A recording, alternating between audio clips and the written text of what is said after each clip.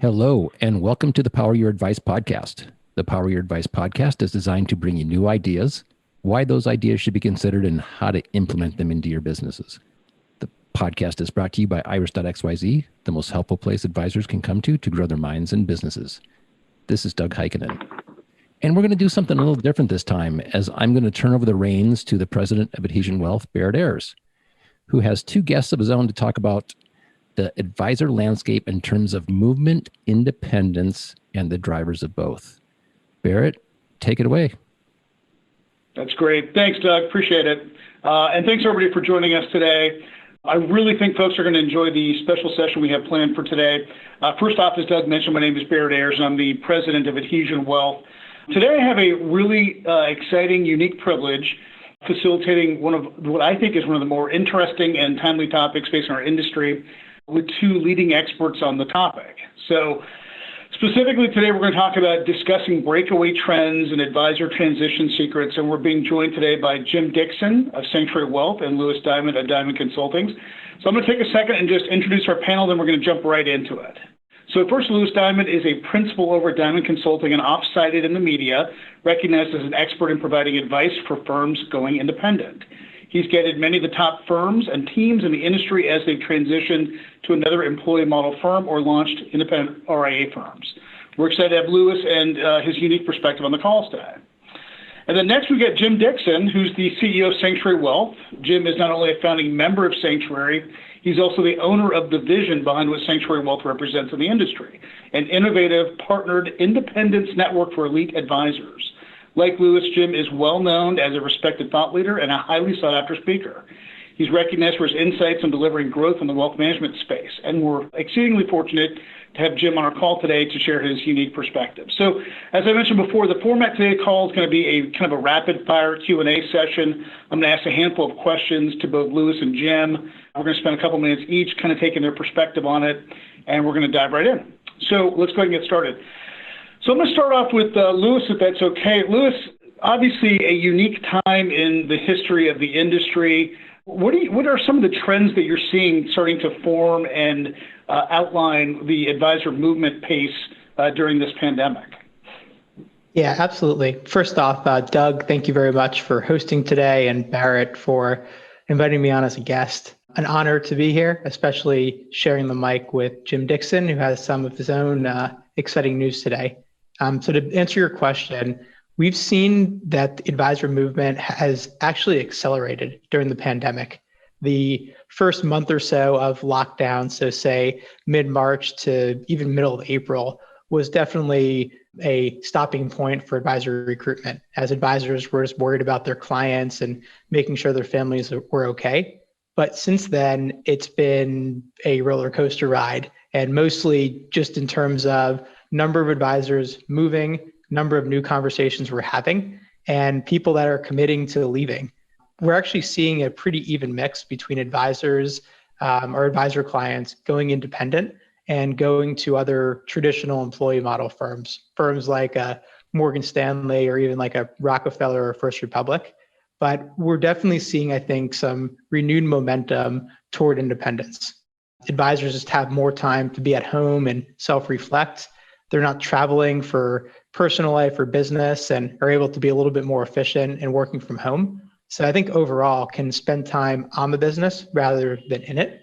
And also seeing that during the pandemic, the major firms have once again tried to take away more freedom and control from the advisors, whether through pushing their compensation plan changes ahead, some of the limitations of a remote work environment, and also many advisors realizing that they're paying more than 50 cents on the dollar to be at a firm. And a big part of that is real estate and some of the professionals you have access to, but are realizing that maybe they don't need it, that they're much more comfortable working from home. They like the freedom, like the autonomy. So all of that coupled with the great work that companies like Jim's are doing and really helping advisors makes it for a really perfect storm for advisor movement to continue. So, Jim, what are your perspectives on the same topic? The advisors going independent, is it speeding up, slowing down? Any other trends that you're seeing? My thoughts are similar, Barrett, to Lewis's. Not surprisingly, it's on fire. that sounds crazy to say at a time like this with the pandemic. But like Lewis said, I think we saw it slow down for about 2 weeks, and then it's just sped up. In fact, our team has had a hard time keeping up with the demand. And I think Lewis made a great point, and it's one of the things that our prospects are talking to us about daily is, in that wirehouse employee model, it's taxation without representation, right? I mean, you're taxed on everything, and a lot of advisors are realizing, why am I taxed on everything? I don't use that. I don't want to use it. It's not best of class. And so in the independent model, and the model that we try to build every day is, we're going to let you choose what you need. We can build that a la carte. And when you build it a la carte, I think number one, you build it better because the pieces that you build for your firm are customized and best of class fintech that aren't dummied down, solutions like Adhesion as an example. But you also see the ability, just to be on your front foot and play offense. And so when we talk to these teams and we talk about what they can have in the independent space, they're not giving up anything in technology. They're actually gaining, but yet they're getting a lot more freedom and flexibility. And so when you put those two things together and they're sitting at home going, did I really need that really big real estate? And they're answering themselves no. And so a lot of interest in independence. And I think what you're seeing now is bigger and bigger teams are starting to look at it because they realize that I'm actually gaining something, not losing something. Yeah, that's fascinating. I mean, from Adhesion's perspective, we see that. We talk to folks all the time. And, I'm wondering if the pandemic, which obviously is a short-term shakeup and disruption, maybe a permanent, more than an anomaly, it may be more of a permanent change of perspective on the way advisors think about their business. There may be no going back to the old taxation without representation model now that folks know what's on the other side. So this may be a slippery slope of the new trend of business to come, which obviously for us is pretty exciting. In fact, to that point, let me ask, Lewis, let me go back to you again. So you talk to advisors all the time, and kind of given the backdrop, what do you think are some of the better reasons for advisors to break away? And maybe what are some of the bad reasons? I'm sure there's probably just as many bad as there are good, if not more. Yeah, absolutely. I've heard an analogy that I liked a lot for reasons why advisors might look to make a change at all. And it's the analogy brings in a compass. So there's the inward pointing compass, which means issues that are more personal or really just affect the advisor. And then the outward pointing compass, so issues that impact their team and their clients. So I don't think there's necessarily a bad reason to go independent, because at the end of the day, it's an advisor's business and it's his decision. But I would say the more popular reasons that we see teams leave, number one is just control, is wanting to have control over their marketing, owning their own business, creating enterprise value, control over what technology to use, control over what custodians and what lenders they have access to, control over compliance. The list goes on and on. At the end of the day, most wirehouse advisors that are leaving these days, they feel like they're already running their own business, but within the confines of a wirehouse. The challenge is, as they're looking to create their own unique service model and to keep adding value to their clients, their firms are making it much more difficult. They're taking away levels of control. They're trying to standardize the way advisors practice. And through compliance and the idea of the lowest common denominator, are making it so someone who's been in the business for 30 years, who's generating a couple $1,000,000, is treated the exact same way as a trainee. And that's some of the friction we're seeing. Some of the, as to go back to my analogy, the inward pointing items that we would see is definitely compensation. Many advisors go independent because they want control over their economics. They want to know exactly what their payout is, or know how much they'll take home, and that the more revenue they bring in and the larger they grow, that their income will grow along with that. That's a big reason.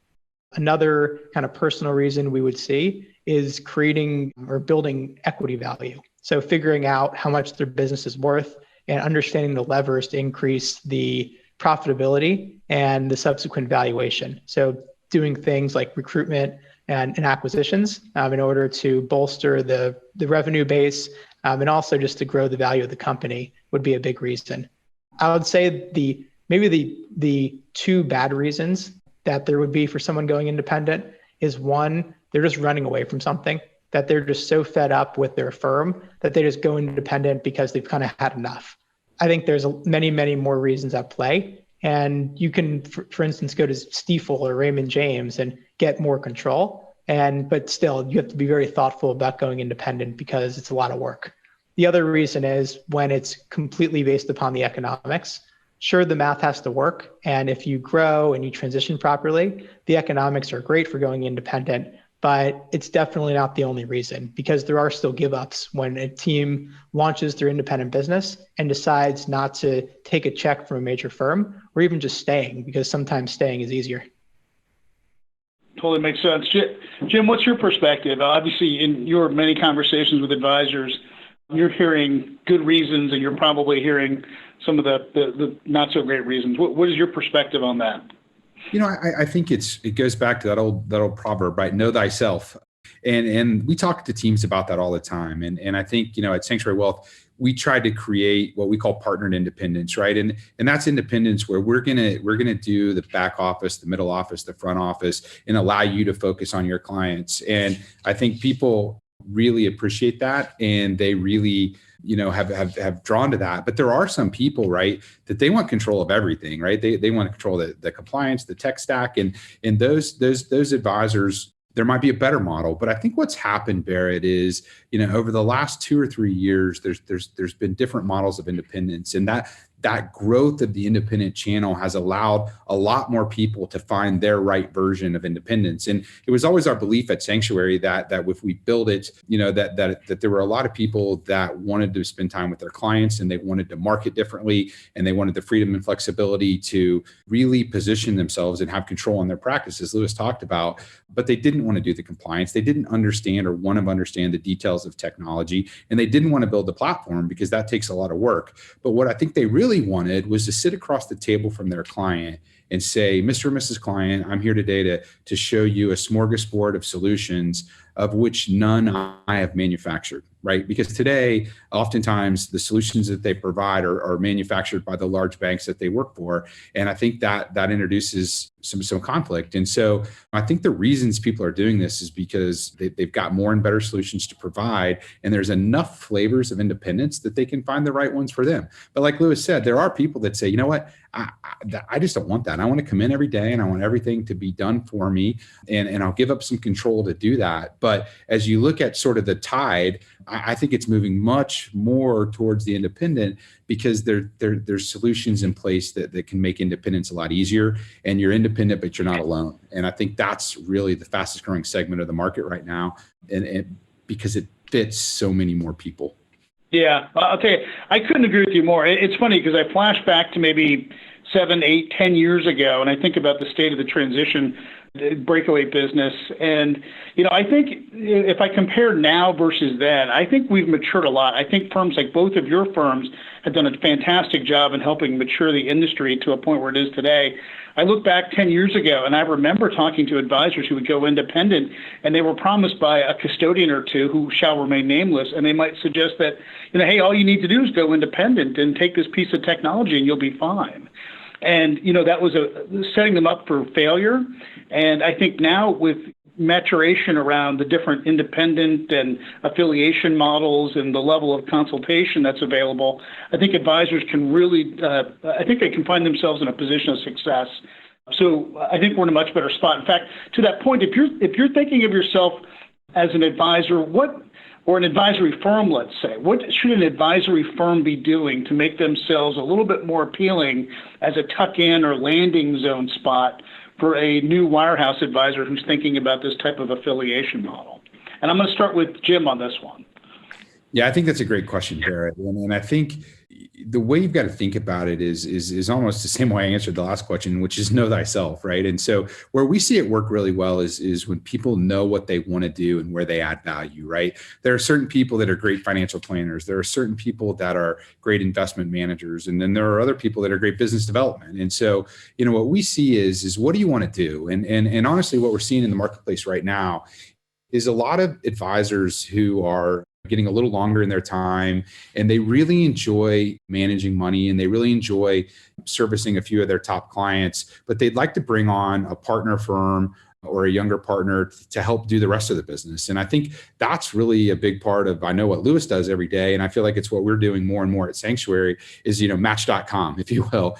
where we're taking these different skill sets and as people get a little later in their career and they want to monetize or they want to work less or they want to develop a customized strategy to how to monetize the business, what's happening is they're doing what they love and they're staying a little longer to do it, but they're finding somebody else who does the other parts of the business, whether that's the planning or whether that's the business development.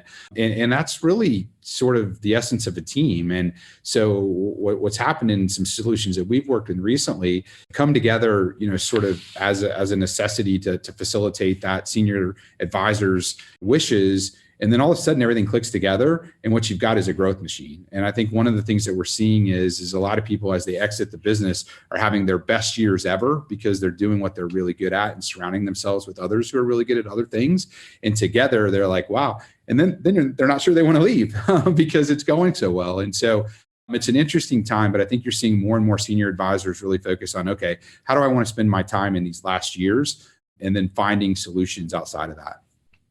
Fantastic. Lewis, what are your thoughts on that? Yeah, so echo everything that Jim said with a exclamation mark. But to me, when I'm personally evaluating the multitude of platforms and firms that are really all interested in the same thing, they all want to either acquire a business that they can take over one of quality, or they want to recruit advisors with a book of business. It's an incredibly competitive marketplace. Companies like Sanctuary enter it seemingly every day. But to me, the 4 aspects that I look for in no particular order is support. So if you're talking about a wirehouse team, it's what are you going to do to help them build their business prior to launching? And then what are you going to do when they transition? And what are you going to do while they're on your platform? Because many of these advisors, they want to be independent, but they don't want to do it alone, as Jim said. The second aspect is growth. If you can make a convincing case for why a firm or an advisor is going to grow faster with you than without you, it makes all the difference. Anyone who is operating a platform or trying to recruit advisors, they're obviously taking a scrape of the advisor's revenue, and an advisor can likely always find a cheaper solution. They could even just do it themselves. So there has to be tangible ways you're going to help that advisor grow, whether it's through acquisitions, whether it's because you're going to take so much off their plate, they can focus more on the business. Maybe your firm has a referral agreement with one of the custodians or with CPAs. That's a critical component. And then the last 2 items would be capital. So one of the things that Jim and his firm have done, which I think has really set them apart, is providing upfront capital to someone transitioning. Even though wirehouse advisors going independent, they don't do this to get rich, at least in the onset. They are still leaving unvested deferred compensation on the table. They're turning down lucrative offers from other firms. So being able to have some sort of capital you're offering will set you apart. And then the last part is ownership. A lot of firms will look to recruit an advisor over and own the business outright, put non-competes and non-solicits on the business. But advisors who are going independent, they want to own something. And especially if they're choosing to enter the independent channel while turning down a huge recruiting deal from another firm and even just doing it on their own, if you're going to provide them support and help them grow and give them capital, a really interesting component as well is letting them still own their book or having some sort of claim of ownership to your company, whether it's equity or profit sharing interest. Gotcha. Thanks. Hey, I'll tell you what, why don't we stick with you for a moment and let's look at from the other perspective, right? So we talked a little about what a firm needs to do. Let's talk a little about challenges. I kind of alluded to this a moment ago. Let's talk about challenges that the wirehouse advisor can expect to face as they're going independent. And what might you consider to be some of the potential solution to those challenges? Yeah, that's a great question. So I would say one of the biggest challenges is just how am I going to find time to do this? There's so many decisions that go into going independent, whether it's finding real estate or coming up with a firm name or employee benefits or technology. There's probably 1,000 decision points you have. So one of the big challenges is how do I find time to do this? And I just don't know what I don't know. So a solution would be a supported platform like Jim has built. The individual RA custodians, they help you get some of the way there, but they don't necessarily take you all the way there. So some of these supported platforms are great solutions. Other challenges is not wanting to do compliance. So if you're your own RIA, you're the chief compliance officer. Some love that because they have ultimate control. Others are going to sprint the other direction because it's the last thing they want to do. So joining an existing platform, so joining an RIA, joining a broker dealer can alleviate some of that because that platform then becomes your outsourced chief compliance officer. The third challenge I would say is on the investment side. SMAs tend to be very expensive in the independent space because, the major firms, for all the issues advisors have with them, they get manager pricing really, really skinny because of their scale. And many of their advisors are heavy SMA users, so they have a little bit more use than one standalone independent firm. The other thing on the investment side is access to certain technologies, whether it's UMA or even just having a single contract instead of needing to have individual, basically going dual contract with managers, which many RIAs have to do. So companies like Adhesion, like your company, Barrett, are extremely helpful to allowing independent advisors to go independent, give them some of the tools and resources that they're used to, but also make sure they can still run their investments the same way they're doing at their firm, but not have to double their cost to their client. Yep, fantastic. And Jim, I'll ask you the same question, maybe similarly stated. And let me frame this question up to you, Jim, a little bit different. I think first off, obviously there was some really interesting news that came out this morning, a really exciting announcement about Sanctuary. Maybe you could give us a little bit of a thumbnail into that. And then, with that, maybe help us understand a bit more about how an advisor might be able to overcome some of the challenges with a firm like Sanctuary.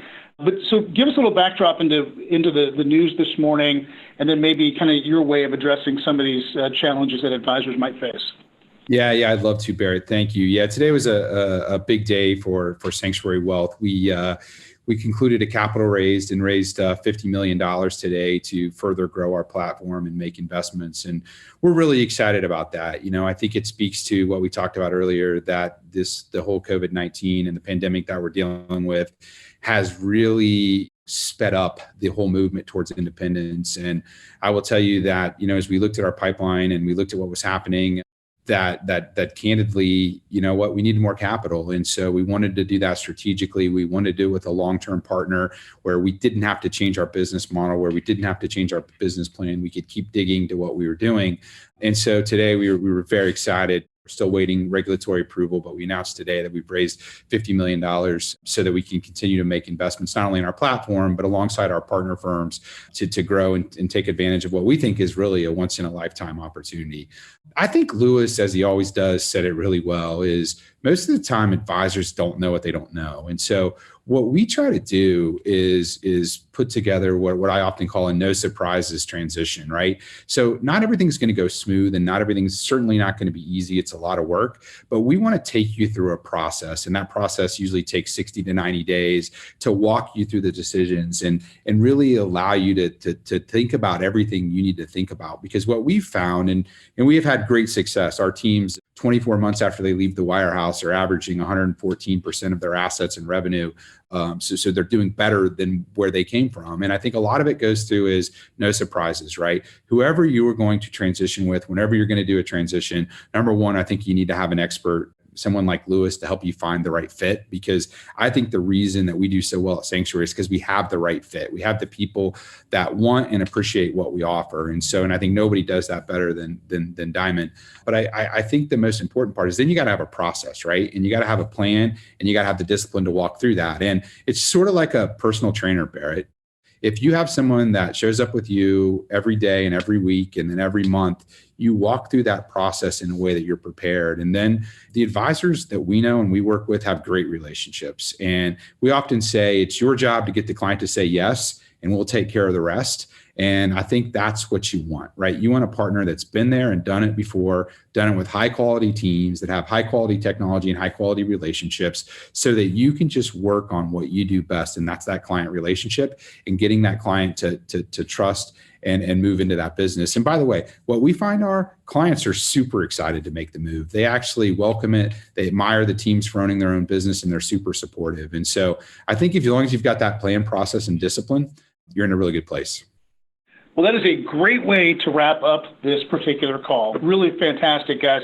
Enjoyed it. I am sure that our listeners thought it was everything that we promised it would be. Plenty of food for thought, very timely, very topical, and also some really exciting news from Jim. Congratulations on that, by the way, Jim. So with that as the backdrop, I'm going to go ahead and hand it over to Doug to wrap up for us. Thanks, Barrett. And thank you, Jim and Lewis. That was really a great discussion. It's good to listen to smart people talking about important things happening in the industry. If you'd like to learn any more about our guests or their companies, you can find their links to their websites on the podcast landing page. For all of us here at Iris Media Works, I'm Doug Heikkinen. Thank you.